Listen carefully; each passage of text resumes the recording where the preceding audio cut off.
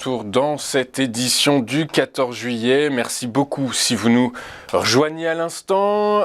Il est temps désormais d'accueillir Daniel Cohen-Delara pour ses Market Movers. Bonjour Daniel.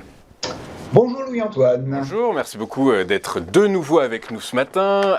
Vous êtes président de l'AFAD, Daniel. L'AFAD, c'est l'Association française des analystes techniques. Et dans cet environnement où l'indice parisien a dû faire face à une inflation record aux États-Unis et attend les premiers résultats du deuxième trimestre des banques aux États-Unis, le marché cède pour le moment 0,41% à 5 976 points. Dans cet environnement, quelles sont les valeurs qu'il faut avoir ou non en portefeuille? Daniel, on commence avec Soitec. Soitec qui finalement pourrait pâtir des recommandations à la baisse des principaux cabinets d'analyse financière qui rabaissent son cours de ses objectifs de cours de 225 à 175 euros. Est-ce que c'est ce qui est décelé en analyse technique, Daniel ? Alors, Soitec qui a été pendant toute la période post-pandémie, mars 2020, novembre 2021 pour Soitec, une des stars de la cote, a vu son étoile vaciller et en fait, Soitec a perdu 50% de sa valeur puisque au mois de novembre de l'année dernière, il avait culminé autour de 240 et après une période de latéralisation entre avril et le mois de juin, entre 155 et 175 euros, on est reparti assez violemment à la baisse.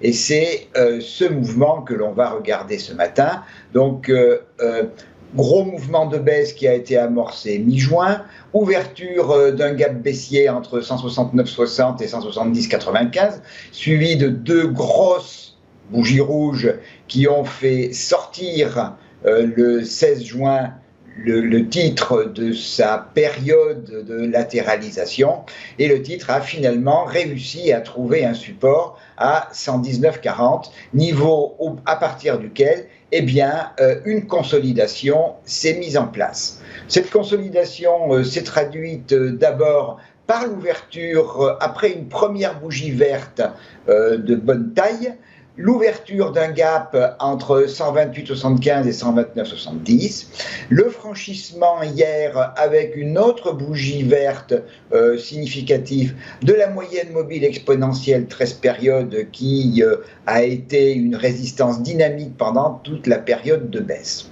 Alors on est en consolidation, c'est une remontée, mais c'est une consolidation d'une tendance baissière à minima de court terme et pour pouvoir la suivre, la contrôler, j'ai mis les retracements de Fibonacci depuis le démarrage de cette période, mi-juin, et on arrive maintenant vers une zone de résistance significative entre 142,20 et 143,85 qui est à la fois juste en dessous le siège du retracement 38,2 de cette baisse et surtout un gap baissier qui a été ouvert à la fin du mois de juin. Alors ce niveau est particulièrement important parce que c'est lui qui déterminera si oui ou non il y a une volonté de la part du marché, de la part des acheteurs, de remonter vers les niveaux au-dessus, qui est déjà le 50% Fibonacci et un niveau de polarité à 148,25 puis 150,55. Et puis, alors vous parliez, Louis-Antoine, de 175 euros, 172, 175. C'est justement le niveau correspondant d'abord au gap qui a été ouvert mi-juin et qui a été l'amorce de la hausse, et puis le plus haut, le dernier plus haut de début juin qui était à 176 euros. On n'en est pas là pour le moment.